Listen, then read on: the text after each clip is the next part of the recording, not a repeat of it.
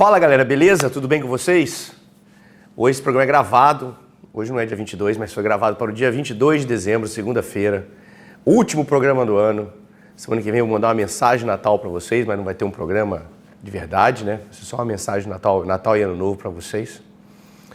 E hoje é o último programa, voltamos aqui no dia 5, ao vivo novamente, eu aqui aturando o Adilson, fazendo esse programa nosso aqui, que é sempre um prazer falar com vocês. Beleza? Então, ó, já deixa o like, vai lá, aperta o like. E Eduardo.Boixá no Instagram, Active Trades _ português. No Instagram também, os nossos dois canais aqui, o meu e da corretora. Beleza, galera? Então hoje, aproveitar como é o último programa do ano, fazer um apanhadão de 2025. Perspectivas para 2026. O que pode acontecer no próximo ano aí? Quais são as cascas de banana, onde a gente tem que ficar esperto. Então, eu dividi a apresentação entre uma análise do mundo política e econômica e depois uma análise Brasil, política e econômica. Né? Meus palpites aqui. E quem quiser, poxa, deixa aqui embaixo no comentário, aqui no próprio YouTube. Já deixa aqui sua pergunta, depois eu entro para ver tudo. É que se eu demorar para responder, vai direto no meu Instagram. Bota lá de novo, Adilson. Isso. Porque no YouTube chega uma hora que eu não entro mais para ver, entendeu, pessoal? E no Instagram eu tô lá online todo dia. Então, entra no Instagram, manda sua pergunta lá também, prefiro. Mas pode ser aqui no YouTube também. Deixa aqui embaixo. Se eu ver a tua resposta, se eu vir a tua pergunta, com certeza responderei imediatamente. Combinados? Então vamos lá. Galera, então, ó, o que esperar para 2026? Então, o que a gente viu no mundo esse ano, eu acho que é um processo que a gente vem vendo já há algum tempo, que é um processo de isolamento político e econômico. O mundo está protecionista, né? São fronteiras fechadas, mas um aspecto novo que pintou esse ano e que deve ser mantido para os próximos períodos enquanto o Trump for o presidente americano, é a questão das tarifas, né? Tarifas em alta, protecionismo econômico em alta. Isso eu acho que veio para ficar. A gente vai ver mais disso ao longo de 2026 e ao longo dos próximos anos. Acho que não é uma coisa só de 2025. Então, são pontos importantes que a gente deve ficar de olho, porque pode desenrolar em outras questões. Então, o isolamento político e econômico é importante a gente acompanhar. Então, o segundo ponto importante é a questão geopolítica assumindo aí um papel central. O mundo dividido em blocos, né? Questões Rússia, Ucrânia, China apoiando Rússia, Estados Unidos se isolando, inclusive se isolando da Europa, a questão da OTAN, de que não vai bancar mais a OTAN, alguma rusga com a Inglaterra também, Estados Unidos, a questão Venezuela, voltando a fazer uma coisa que eles faziam há mais de 100 anos atrás, que era América para os americanos, então voltando com esse assunto, geopolítica assumindo um papel central nas questões mundiais e, obviamente, com impactos no mercado, com impactos na economia e com impactos no mercado e com impactos no nosso dia a dia de como operar o mercado. Então, muito foco nisso aqui, questões geopolíticas, poxa, iminência de uma guerra, o mundo está todo meio conflagrado ali, as questões estão está todo mundo muito próximo, as questões estão complicadas, né? A questão de Taiwan, Ucrânia, enfim, muita coisa rolando, temos que ficar atentos para essas questões. Terceiro ponto, novas tecnologias. E o que isso, né, acarreta? A questão da inteligência artificial, ótimo, é a nova fronteira do conhecimento, o negócio está crescendo muito rápido e instrumentos melhorando muito rapidamente, para tudo, né? E isso precisa desse ponto aqui, ó, terras raras, que isso não tem em todo lugar. Então, principalmente os Estados Unidos vai ter que fazer uma pressão grande em cima de países que tem. O Brasil é um deles, né? O Brasil é um deles que tem alguma coisa de terra rara também, que são alguns elementos químicos importantes, tanto para a inteligência artificial quanto para os carros elétricos, para aquecimento solar, enfim, tem várias aplicações e isso, obviamente, pode acarretar problemas tanto no mercado quanto na política, né? A questão do isolamento político-econômico e a questão da geopolítica complicada novas tecnologias, é mais um tempero nesse mundo já embolado que a gente está vivendo. E o último ponto que eu botei aqui, que é a questão migratória. Tem vários aspectos sobre a questão migratória que a gente pode discutir. Se é justo, se não é justo, se é humanitário, se não é humanitário. As pessoas fugindo de onde elas... Né, norte da África, ali, muita gente fugindo dali. Oriente Médio, muita gente fugindo. Né, os árabes, enfim, os muçulmanos indo para a Europa. Criando comunidades gigantescas na Europa. Né, a África francesa, vamos dizer assim, né, de colonização francesa, também mandando muita gente para a Europa, argelinos, marroquinos, enfim, Congo, Camarões, todo mundo indo morar na França, Bélgica, e transformando esses países, né, Tem várias questões humanitárias envolvidas e tal, mas tem questões políticas, né, obviamente. Se você é o grupo dominante no seu país e vem um outro grupo e ele é maior que você, ou ele começa a ficar maior do que você, começa a gerar alguns conflitos. Eu acho que a gente está nesse ponto em alguns países da Europa. Isso não deve diminuir. Né? Não deve diminuir. Existe uma pressão grande para que isso continue, principalmente por parte dos partidos, né? Dos partidos mais de esquerda europeus, para que isso continue. Estados Unidos também. Outro foco também, o governo americano muito mais focado em barrar migração para dentro dos Estados Unidos, muito mais focado, fazendo deportações em massa, enfim, mandando muita gente embora. Também importante do ponto de vista econômico para os Estados Unidos. Os Estados Unidos têm várias profissões que o americano médio não quer fazer. Ele vai trabalhar numa obra, vai capinar um terreno, esse americano médio não quer fazer mais isso. Né? Isso aí é feito normalmente por mão de obra de outros países que migraram para os Estados Unidos, mão de obra mais barata. Então tem que ver como que vai ser essa relação ao longo do ano que vem, ao longo dos próximos anos, óbvio, que também impacta o mercado de trabalho e, no final das contas, impacta a economia, que impacta o nosso dia a dia aqui no mercado. Então, mais uma questão importante para a gente acompanhar ao longo de 2026. Passando para a economia, do lado do ponto de vista econômico, países com problemas fiscais pós-pandemia. Isso é generalizado, né? Veio a pandemia, os países já estavam meio claudicantes ali, né, de dívida, aumento de dívida e tal. Veio a pandemia, isso foi para um patamar muito mais alto. O Brasil está assim, mas o problema é mundial, né? França tem um foco muito importante de atenção que a gente tem com relação ao mercado, que se a França se complicar, a Europa se balança junto e aí nós podemos ter um efeito Orloff aí, ou seja, ter um efeito que vai espalhar para o resto do mercado. Então, França, importante de acompanhar. Japão tem uma dívida estratosférica, só que o juro era zero. Agora o juro está subindo. Ou seja, eles vão ter que pagar juros sobre essa dívida aí. Como é que vai ser isso? Então, foco no Japão. E foco principalmente no pai de todos ali, no maior mercado do mundo, foco principalmente nos Estados Unidos, que também está com a dívida muito alta. O Trump e o governo americano têm uma leitura dessa dívida, por que ela existe. Né? O governo americano imprime dinheiro, cria dívida, né? Pega esse dinheiro, o americano médio pega o dinheiro que vendeu a dívida, vai lá e compra produtos chineses. A China pega o dinheiro que ela ganhou na venda dos produtos, vai lá e compra a dívida americana. É um ciclo vicioso que a China, inclusive, está querendo quebrar. A gente viu esse movimento do ouro ao longo do ano de alta, que eu acho que é muito ligado, muito focado nisso. Né? Os principais bancos centrais, principalmente chinês, saindo de treasuries americanas, saindo dos títulos da dívida pública americana para comprar ouro. Então a gente viu esse movimento ao longo do ano. Não acho que esse movimento acabou. Não acho que o ouro vai cair.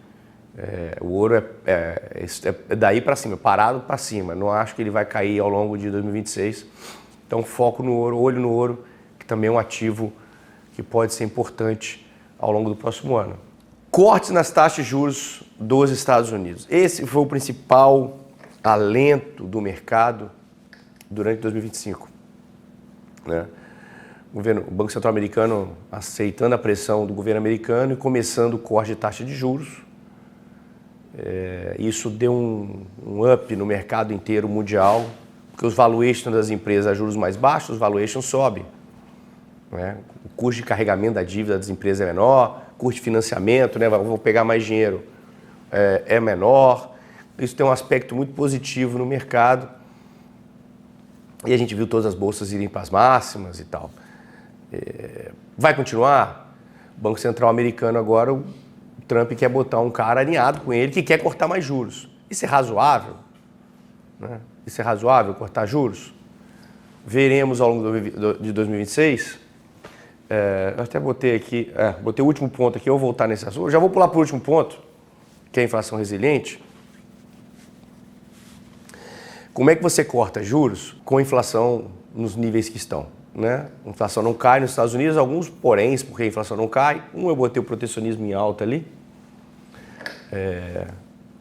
As tarifas americanas, obviamente, estão trazendo mais inflação. Né? Os produtos estão chegando mais caros na ponta do consumidor final nos Estados Unidos. Obviamente, essa questão de não só Estados Unidos, mas mundo, mas Estados Unidos principalmente, isso tem provocado um aumento de inflação e o juro está sendo cortado. Mas e aí? A inflação é 3, não cai disso. O Trump quer que a inflação vai para 1, ou seja, que é juros reais negativos. Ou seja, se você deixar dinheiro no banco, você perde dinheiro. Você ganha 1%, só que a inflação é 3, é melhor você consumir. Se ele te empurra para o consumo, a inflação não cai. A inflação não vai cair. Então a gente tem essa ciranda, que a gente está dentro dela nesse momento, que é ruim, obviamente. Se você tem inflação alta, você vai ter que subir juros, vai ter que aceitar um pouco de PIB mais baixo, talvez até uma recessão, para a economia voltar para dentro do seu potencial, para depois ter um outro ciclo de alta do PIB. Né? A gente fez isso no Brasil várias vezes ao longo dos últimos anos. Né? Os Estados Unidos não querem pagar esse preço da queda, o governo de plantão nunca quer.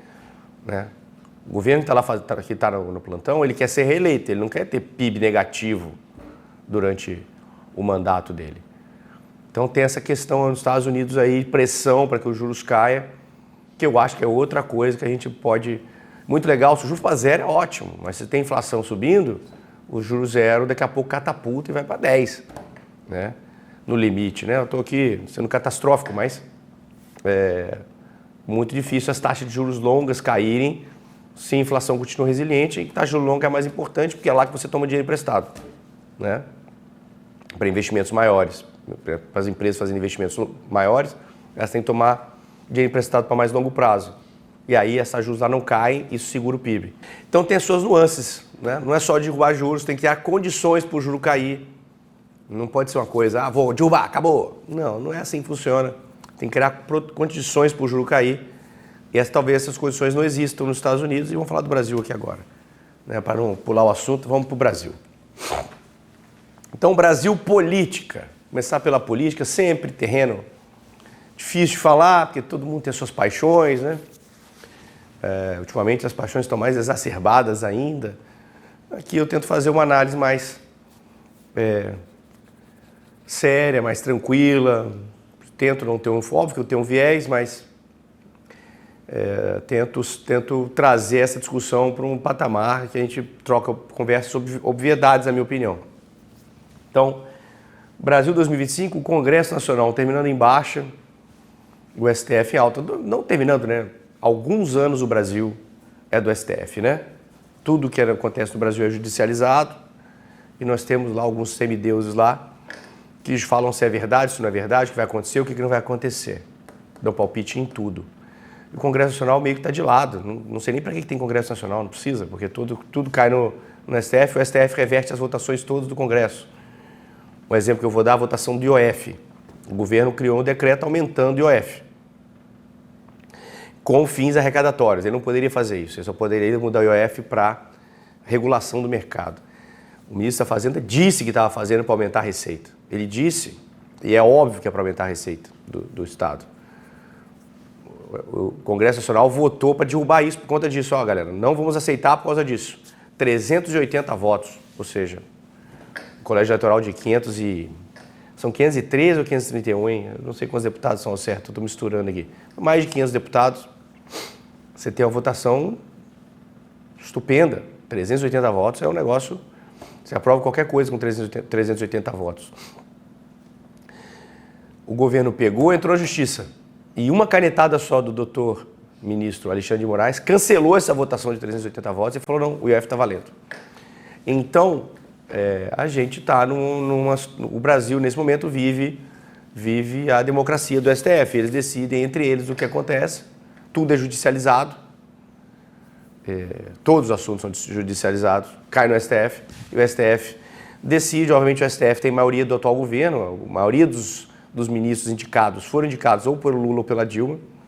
Ou seja, o STF é do atual governo. Então, tudo que ele pede, eles não têm Congresso... O governo não tem um Congresso, desistiu de ter. Ele chegou à conclusão que não precisa. Para que eu vou ter Congresso aqui? Eu boto no STF, eu preciso ter o STF. Então, Congresso terminando embaixo, o STF em alta, e acho que veio para ficar também. Esse negócio de poder, o cara não vai largar o poder, né? Deram poder para o STF nos últimos anos, a turma bateu palma muito para o STF durante os últimos anos aí, questão do último governo, né, do governo do Bolsonaro e tal. Tem 10 anos que a turma bate palma para o STF, só que agora chegou no nível. Tem até aquela Malu Gaspar que escreveu, ô pessoal, calma, agora está na hora do STF voltar ao normal. Ah, vai voltar, dona Malu Gaspar, vai voltar sim. O poder, uma vez dado, nunca é devolvido, a menos que aconteça alguma coisa diferente. Né? Ter um impeachment de algum ministro do STF, caso isso não aconteça, os caras vão continuar fazendo o que eles quiserem. Não tem volta. Então, Congresso Nacional embaixo, STF em alta. Executivo totalmente escanteado. O Executivo não manda nada. Ele não tem apoio, ele não tem nada, ele não tem nenhum controle das emendas mais. Os próprios parlamentares ali, o próprio Congresso Nacional define as emendas, explodiu o valor das emendas. O governo não consegue passar nenhuma medida simples sem que o Centrão domine o que vai acontecer. Né? Não tem base no Congresso Nacional, vai ter eleição em 2026. Eles não terão base no Congresso Nacional, caso eleitos. Então, o governo governa com o STF. Está totalmente escanteado, é o poder mais abandonado, literalmente ninguém liga para o que o governo faz mais. Né? Tá nessa ciranda de aumento de arrecadação, e é isso, não tem nenhuma proposta, não tem nada. Então, o cenário que é ruim para o mercado, né? Que é ruim para o mercado, e por isso que o mercado fica nessa de ficar torcendo, vai trocar o governo e tal. Fica nessa de torcida, no meio de uma situação que o governo está fora de jogo. Então, governo totalmente escanteado, eu botei aqui, posto para escanteio.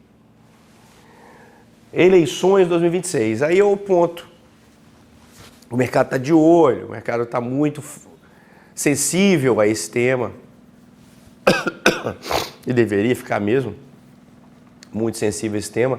Acho, inclusive, que precificou errado. Não está precificando errado a eleição, mas é uma coisa que a gente vai ver ao longo do ano inteiro. Até março, abril, definição dos candidatos. A princípio, hoje, seria Lula contra Flávio Bolsonaro. Acho difícil algum outro candidato viável sair se não tiver o apoio, né, dos votos que são do Bolsonaro, 25%, 30% que são do Bolsonaro. Acho muito difícil algum outro cara ser viável. Tem a questão do PL da dosimetria que está passando, se isso vai fazer alguma influência ou não para o Flávio Bolsonaro abandonar a votação. Aí teve algumas pesquisas que mostram que ele está bem nas pesquisas. Só que eu acho que ele tem um teto, ele tem uma rejeição grande. Enfim, eleições 2026, foco total. Nós vamos começar a operar pesquisa aqui, gente. Vai ter pesquisa, o mercado vai subir, vai cair. Acredita nas pesquisas? Tem pesquisa que não dá para acreditar, outras... Aí começa aquela dá, essa não dá. Sempre aquela que é a teu favor, você gosta. A que é contra você, você não gosta. Né? Mas teremos que começar, o mercado vai começar a operar pesquisa de intenção. E existe uma vontade do mercado de troca de governo. Né? Na cabeça de muita gente do mercado, os Faria Limers, a Faria Lima atrapalhou e tal, mas muita gente acredita que o Lula entrou para o Bolsonaro não ficar. Aí o candidato vai ser o Flávio Bolsonaro. Será que os bancos, que são grandes financiadores dessa turma aí, o que eles vão fazer? Tem muitas cenas dos próximos capítulos aí para a gente acompanhar. Então o cenário da eleição é totalmente aberto, mas, na minha opinião, temos um favoritismo atual do governo. Então nós estamos brigando aqui, você pode ver qualquer pesquisa, é sempre para o candidato da oposição, que for o candidato, chegar perto do Lula. O Lula já tem lá 45% dos votos e já vai ter. Entendeu? Ele já vai ter. A eleição vai ser ano que vem 52-48. Pouca gente vai mudar o voto agora, nessa altura do campeonato. Já tem, sei lá, 85-90% do voto já está cristalizado. Tem cara que vai votar no PT e tem a galera que é o anti-PT. Né? E tem uns 10 ou 15% ali que vão depender, dependendo de quem for o candidato, se for da extrema-direita, se for da democracia e tal. Tem essa galera que é 10, 15% que vão pender para um lado ou para o outro. Mas a eleição vai ser 52-48, 51-49, como foi tudo no mundo, não é só o Brasil não. Como foi tudo no mundo, a eleição nos Estados Unidos também foi apertadinha. Até na França, a eleição, a França que é um país naturalmente de esquerda, né? É muito difícil a direita ganhar alguma coisa lá. A eleição na França, a direita teve muito voto na última eleição, o Macron passou aperto. Então a gente tem uma situação de divisão e eu acredito que a gente vai continuar tendo essa votação de divisão. Mas como o governo é o governo, ele tem o caixa, ele vai gastar ano que vem, não tenho a menor dúvida que ele vai gastar ano que vem, eu acho que ele tem uma posição de vantagem para poder ser reeleito. Então acho que é isso, o favoritismo do atual governo para mim é óbvio. E no meu cenário principal, o atual governo se reelege. Tá? Acho que teremos mais 4 anos de PT, pelo menos. Pelo menos, mais 4 anos de PT. Na economia, aí voltamos para o nosso negócio aqui. Nós temos um fiscal, contas públicas, totalmente desequilibrado. É um problema mundial, como eu disse, vários países estão nessa situação. E nós pioramos a nossa situação nos últimos 3 anos. Nós poderíamos, o Brasil poderia ter tomado algumas medidas na linha de melhorar despesas, controlar as despesas, enfim, organizar isso um pouco melhor e não fizemos. O atual governo tentou acertar todas as contas via aumento de receitas, aumento de imposto todo dia. Né? O Haddad não passa uma semana sem falar de aumento de imposto. Está largando uma bomba relógio gigantesca. Acho que eu até botei a palavra bomba relógio aqui nas outras questões aqui.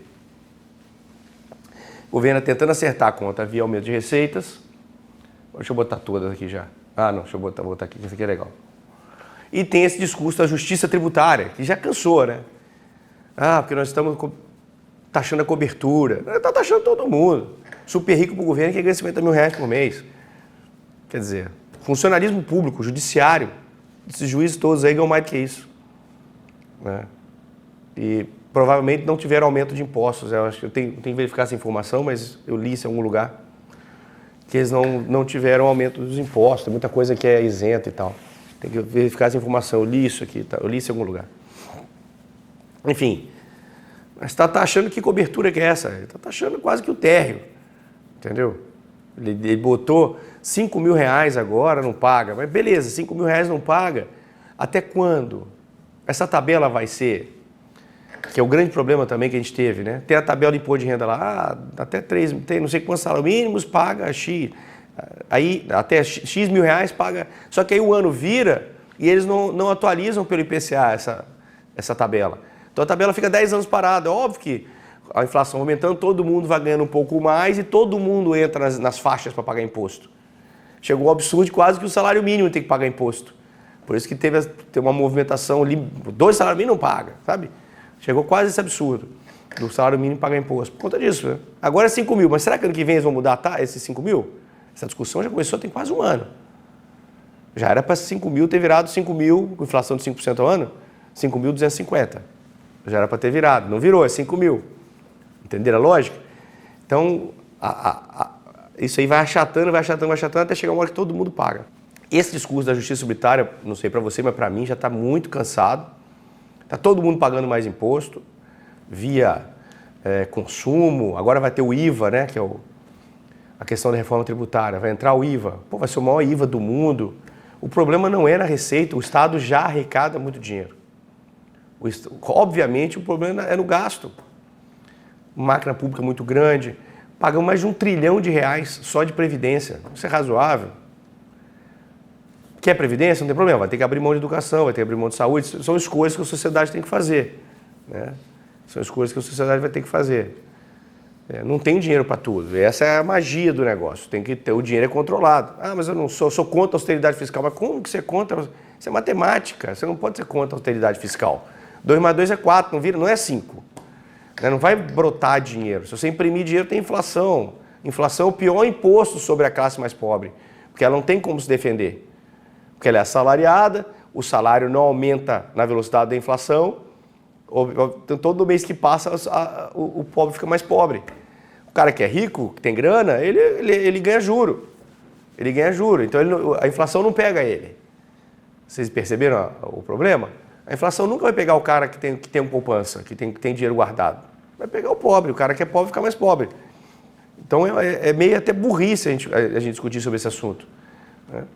Então o pior imposto para a classe mais baixa é inflação. Então teríamos que olhar a inflação mais de perto. Uma das coisas que a gente tem que olhar é controle dos gastos públicos. Então o discurso de justiça tributária muito cansado, repetitivo e eu diria mentiroso, tá? Mentiroso. Aí vamos para o PIB. Ah, Boechat, mas o Brasil cresce. Poxa, Boechat, você está falando esse monte de coisa aí. E o Brasil está indo muito bem. O dólar cai, a bolsa sobe, o PIB, o Brasil cresce. Por que você está falando esse monte de bobagem? Bom, primeiro, o dólar cai, as moedas todas melhoraram, o real melhorou mais do que as outras. Só que nós temos a maior taxa de juro real do mundo. As pessoas vêm para cá, o gringo vem para cá vender dólar e ficar ganhando juro. É isso. Por isso que cai mais forte que todo mundo. Nós temos mais de 10% de juro real, o Selic de 15%, inflação corrente anual de abaixo de 5%.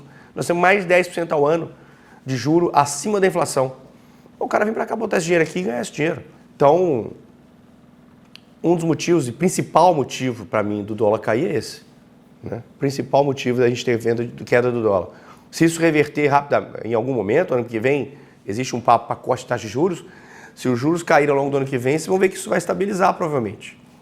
Né? Vai estabilizar e vai ficar mais difícil do dólar cair. Já tem ficado difícil do dólar cair nos últimos meses, né? Já tem ficado difícil. O dólar bateu ali a mínima do ano passado lá de 5,30, a mínima antes da subida de final de ano. E ele não consegue cair abaixo desse patamar. Então, dólar, primeiro assunto. Segundo assunto, a bolsa está nas máximas. Cara, as bolsas do mundo inteiro estão nas máximas. Todo mundo. Não é só o Brasil, não. Está todo mundo nas máximas. Por conta de corte de juros dos Estados Unidos. Ah, aqui melhorou mais, Boechat. O fator eleição exige uma expectativa grande, ou pelo menos existia, até o Flávio Bolsonaro declarar que era candidato, de que o governo vai trocar. O pacote Tarcísio de Freitas, já tivemos outros momentos assim.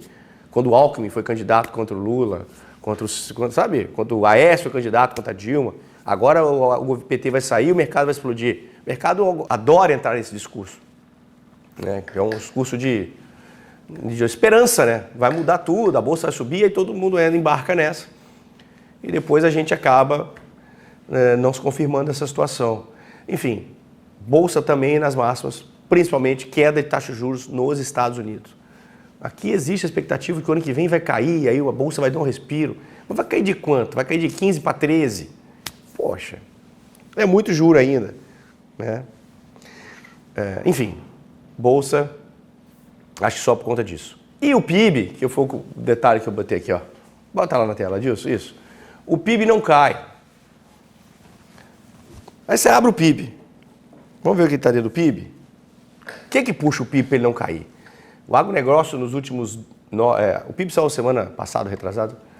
O agronegócio nos últimos 12 meses cresceu 10% anualizado. 10% anualizado. Ele puxa isso para cima. Vocês concordam comigo que ele puxa para cima? Na média, ele ajuda a puxar o PIB para cima. O agronegócio, que inclusive é um negócio que o atual governo não quer. Né? O atual governo não quer. Ele é contra o agronegócio, que é a melhor coisa que o Brasil tem. Né? Que a gente gera divisa, entra dólar no país por conta do agronegócio, gera emprego, gera PIB, gera tudo. Paga imposto.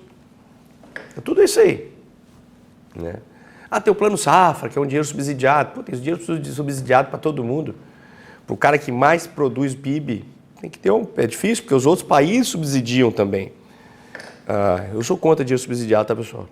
Mas os outros países subsidiam, então você tem que, um pouco você vai ter que subsidiar. É um pedaço do financiamento da safra, é um pedaço só, não é todo que é subsidiado. Um pedaço é subsidiado. E tem que ter um pouquinho. Lá fora a França subsidia um monte, Estados Unidos dá dinheiro pra caramba para a agricultura. Temos que subsidiar um pouquinho. Então, agronegócio, 10% anualizado. Aí você vê, o serviço subiu 1,3%, a indústria subiu 1,7%. Por quê? Aí vamos para o segundo ponto aqui, ó. Aumento de consumo de famílias. O governo fez um aumento de distribuição de dinheiro nos últimos 3 anos estratosférico. Ele cresceu a média de 7, 8% de real aumento. Real que eu falo acima do aumento da inflação, acima do aumento da inflação. Então, se distribuía 1 bi no ano seguinte passou a distribuir 1 bi e 80 milhões, sem considerar a inflação. É isso, esses valores vão aumentando. O que o dinheiro acontece quando ele bate na ponta final? Quando ele cai na mão da população? Vira consumo. Vira consumo. E, obviamente, se tem consumo, tem aumento de PIB. Isso é factível? Isso é durável? Óbvio que não. Né? Óbvio que não. Não é um dinheiro fake, é um dinheiro de mentira. Daqui a pouco vai ter que parar de fazer isso, ou vai ter inflação pra caramba. A inflação não cai, um dos motivos é esse. Né? Só vai funcionar se esse consumo, esse aumento de consumo, então se você tiver contrapartida de produção, se o país crescer, se tiver aumento de produtividade, se tiver PIB, enfim, se o país crescer espontaneamente, juros caindo, contas públicas acertadas, esse é o sonho. O Brasil cresce 4, 5% ao ano se fizer um negócio desse. Os políticos querem isso? Eu acho que não, os políticos vivem dessa, né, da pobreza, então eles não vão querer isso. E aí ficamos nessa esteira. Então, aumento de consumo de famílias segura o PIB também. Segura o PIB também. E o último ponto, que aí sim, que é essa bomba relógio sendo aí guardadinha aí. 2025 para mim está muito parecido com 2013. Se vocês se lembrarem como foi 2013, pré-eleição da Dilma, da reeleição da Dilma. Durante 2014 o dólar ia subir, o governo vendeu o dólar o ano inteiro. Ele guardou ali uma bomba e em 2015 a bomba estourou. O governo ainda tentou botar, na época a Dilma botou o Joaquim Levy, que era um cara mais de mercado, para ser o ministro da Fazenda. Ele não aguentou nem um ano, pediu para sair, porque não dá, porque ele era um patinho feio no ninho do governo, lá dos petistas na época. Um cara totalmente diferente, tiraram ele. E a gente teve a maior crise econômica, né, da história do Brasil sem guerras. Né? O PIB perdeu 8% em 2 anos, por conta de mais ou menos tudo isso que eu estou falando aqui no programa. Então, Fúcio Boixá, você está muito otimista com o Brasil? Cara, difícil, né? Porque eu estou elencando aqui vários pontos para vocês e juntando a fatos históricos. Estou comentando, isso já aconteceu. Eu não estou inventando aqui que vai acontecer, não. Não, já aconteceu no passado recente. No passado recente, a gente viu isso acontecer. 2013, 14 e agora. 10 anos atrás, 12 anos atrás. Enfim, uma situação parecida, ano de eleição também, que é 2014, e o pós-eleição. Então tem uma bomba sendo guardada ali, uma bomba relógio, que vai estourar na mão de quem entrar para presidente depois da eleição. Essa aí vai ser, porque o governo vai ter que fazer alguma coisa com os gastos públicos, não tem o que fazer, não tem mais para onde ir. Esse papo de continuar aumentando o imposto não é razoável, não dá mais. O setor produtivo, o contribuinte, de uma maneira geral, não aguenta mais pagar, poxa, não deu. Né? Tá todo mundo pagando mais, vai taxar dividendo, ele vai tirar o dinheiro das empresas. As empresas são obrigadas a distribuir dividendo, estão distribuindo dividendo. Agora, para poder fugir da taxação, né? Os dividendos já do passado estão dividindo, e a partir de agora é 10% ou seja, a empresa já paga 34% de imposto de lucro real, 34% já. As empresas não pagam, os caras que não pagam, pô. O cara paga 34% de imposto, quem tem empresa, no lucro real, as empresas maiores já pagam 34%. No Simples tem a vantagem, no Presumir tem outros, mas no lucro real já paga 34% e vai ter que pagar mais depois ainda. Daqui a pouco ninguém vai querer trabalhar, pô, ninguém vai querer empreender. E se não empreende, não tem geração de riqueza. Então é linear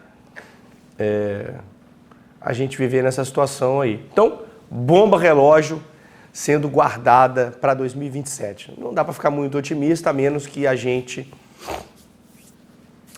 tenha mudança, alguma mudança de sinais aí, enfim, os políticos botam a mão na cabeça e falam, pô, pessoal, deu menos Brasília e mais Brasil, como diria o Paulo Guedes, está na hora da gente gastar menos dinheiro aqui, né? Qualquer canetadinha lá é mais 20 bi de receita, mais 25, mais 20, todo dia tem um, pode acompanhar o noticiário. Pode acompanhar o noticiário, tem sempre mais 20 bi ali sendo para aumentar a arrecadação do imposto para o ano seguinte. Então é isso. Concordam comigo? Não concordam comigo. Poxa, você fala muita bobagem. Poxa, eu sei, cara. Eu sei. Minha mãe fala a mesma coisa para mim, que eu falo muita bobagem. Então, poxa, você fala muita bobagem. Vai lá no meu Instagram e fala, poxa, cara, não concordo. Cara, acho que o Brasil está indo muito bem, nós vamos explodir. Manda lá para mim, eduardo.boixá, os seus pontos. E a gente conversa. Vai que você me convence aí que eu estou errado. Ou então no Active Trades _português. Também procura a turma lá na Active para poder abrir sua conta e dolarizar sua grana, que dentro desse meu cenário aqui a melhor coisa do mundo é comprar um pouco de dólar e mandar embora. Beleza, galera? Então, ó, espero vocês aí. Feliz Natal para todo mundo. Todo mundo passa com suas famílias. Aproveite esse momento e a gente volta ao vivo dia 5 de janeiro, tá? Ao vivo dia 5 de janeiro, a programação do Market Your Map. Teremos novidades no ano que vem, não vai ser logo nesse primeiro programa, mas teremos novidade, inclusive com alteração de horário, hein? Vamos falar sobre isso no início do ano que vem. Valeu, galera. Obrigado. Vamos para mais.